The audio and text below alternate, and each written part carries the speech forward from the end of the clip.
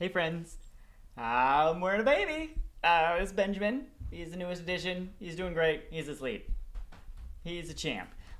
What you want to know about though is a new card library inside HubSpot. So check this out. Here I am customizing a contact record.